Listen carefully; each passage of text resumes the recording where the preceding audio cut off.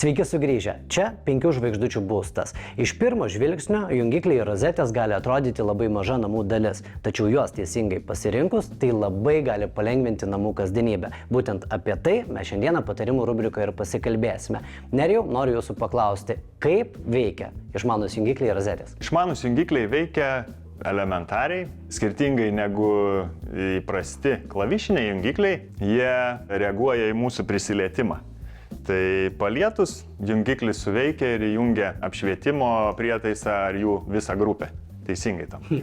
Puikiai pastebėta. Taip pat pasitelkus internetą ir Wi-Fi technologiją, šiuos jungiklius ir rozetes praktiškai galima valdyti tiek gulint ant sofos patogiai, tiek išvažiavus į Maldyvus ar dar kažkur, realiai viskas puikiai įgyvendinama nuotoliniu būdu. Išmanieji FeelSpot jungikliai leidžia apšvietimo sistemas valdyti pagal gyvenimo būdą ir automatizuoti jas atsižvelgiant į paros metą ar savaitės dieną.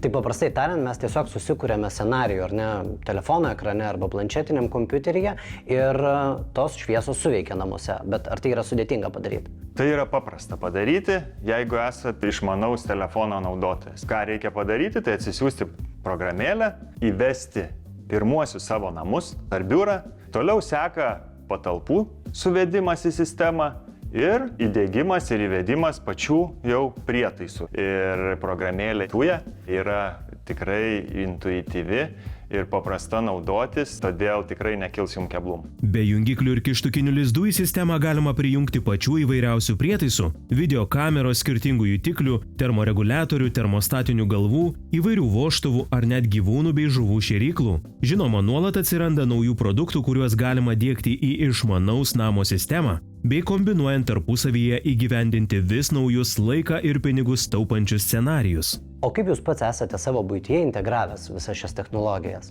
Kas labiausiai pasiteisino, galbūt ko nekartotumėt? Kartočiau ir norėčiau dar daugiau, aš dalį savo sistemos įsidiegiau ir tikrai kas pasiteisina. Pirmuoju numeriu tai yra užuolaidos. Labai patogu, kai nusileidus saulei nereikia ilgų naktinių užuolaidų tampyti ir jos automatiškai užsidaro. O prašvitus automatiškai atsidaro. O kaip su apšvietimu? Taip, su apšvietimu labai praktiškas scenarijus yra ir man labai patinkantis, kai aš, pavyzdžiui, grįžtu namo vakare po darbo, šiuo metu, kai jau būna tamsu, aš nusistatęs esu taip, kad likus 500 metrų iki mano namų įsijungtų apšvietimas tambūrė, atsidarytų vartai į kiemą įvažiavimo ir aš jau atvykęs realiai nebeturiu nieko spaudinėti, įvažiuoju, einu, šviesa dega, o po keletos minučių jį vėl automatiškai išsijungia. O jeigu, pavyzdžiui, aš turiu nutolusį giminaitį, galbūt močiutę, kažkur toliau, kuri noriu, kad taip pat komfortabiliai gyventų ir ji pati, aš žinau, kad tikrai to nesinaudos. Ar aš galiu kitam iš savo telefono sureguliuoti tam tikrus scenarijus ir sukurti komfortabilią aplinką? Žinoma, kad taip, iš tikrųjų programėlėje Tuja vartotojas gali turėti net 20 namų, reiškia 20 adresų, atskirų, sakykime, pastatų, kuriuose gali būti viename iš jų net 200 prietaisų. Tai jeigu jūs įdėgėte močiutei kažkokį vieną prietaisą ar jų grupę, tikrai turėsite galimybę patys tai valdyti ir padėti močiutei įjungti, kaip minėjot, ar tai šildymą, ar apšvietimą, ar dar kažkokį kitą scenarijų. Viskas skamba iš tiesų, ką mes šiandieną kalbame labai patraukliai, bet man kyla klausimas, ar šie prietaisai jie yra ilgaamžiai. Pavyzdžiui, mes galim žinoti pavyzdį, kaip plastikas ar jisai nuo UV spindulių keičia spalvą namuose. Ar su to mes nesusidursime? Tikrai ne, nes FeelSpot jungikliai yra gaminami iš 4 mm grūdinto stiklo, kuris yra atsparus tiek išblukimui, tiek įbrėžimams įvairiausiams, todėl prietaisą tikrai ilgai vartosite.